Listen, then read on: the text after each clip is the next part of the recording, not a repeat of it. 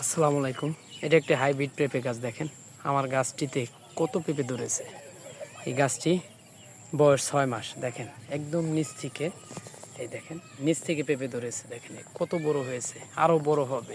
এগুলো একটা হাইব্রিড জাতের পেঁপে গাছ।